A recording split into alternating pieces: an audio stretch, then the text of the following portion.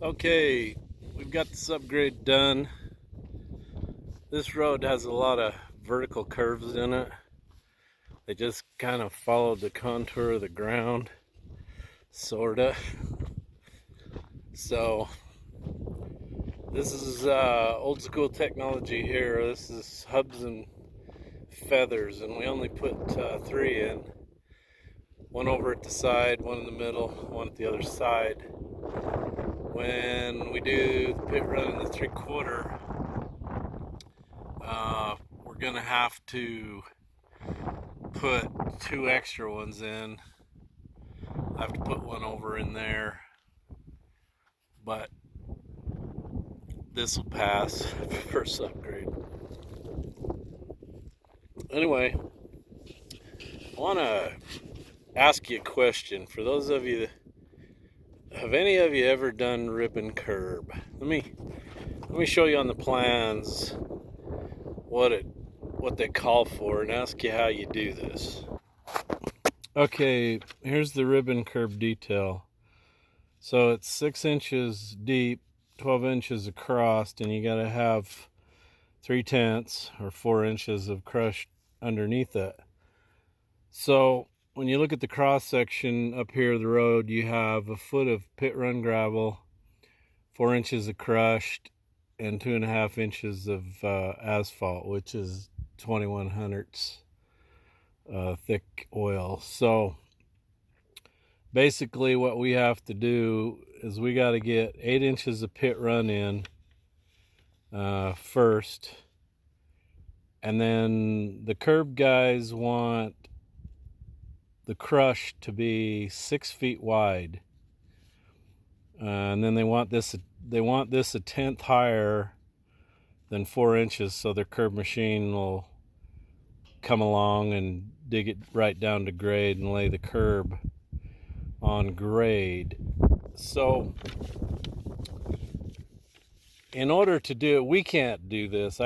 This is the question I got, is how do you do this? So you get down your 8 inches of pit run across the road, and then you've got to lay a 6 foot wide chunk of 3/4. What do you use to do that? Really, I think if it was me, I'd just take the 14 and lay it out 10 wide. You're gonna waste a little, but I think it would be faster than trying to do it with a skid steer. To get this done and get it done quick, my thinking is you just come in with bellies, dump trucks, whatever, lay it out, take the grader, smear it out 10 wide, boom, get these guys in to get their curb in, and then you're done. Now, I gotta have gravel on this side, and then I'll have to have a foot of 3/4. So what I'm thinking is to come in with bellies and lay the gravel here, and I'll take the grader and just put a big old pile of it right over here in the ditch line. And then when they get their curb done, I'll come in and roll that up against the back side of the curb, because I don't know how else I'll get it in there. And you got to have some support on this when you start compacting. Otherwise, you're going to want to move. It's going to move. It doesn't show any rebar in this, so it's just a freestanding lump of mud, and it's going to be green. So we're going to have to be super careful and not hit it. So that's my thinking of the way to do it. But if any of you guys have ever done the ribbon curb, what's the quickest, simplest way? What kind of equipment do you use to set this up? Mr. Griffey doesn't know what to make of all this. So that's I-15 right there in Blackfoot, and this is called Jensen's Grove. They dug gravel out of this to build that interstate, and it fills with water, but she's a little low right now because the river's down. So anyway, D9 probably won't be here till next Tuesday. Driver went home to be at home for the weekend, which I don't blame him. So anyway, he said he'd send me a bunch of pics and stuff along the way. So I'll be sharing those with you as they show up.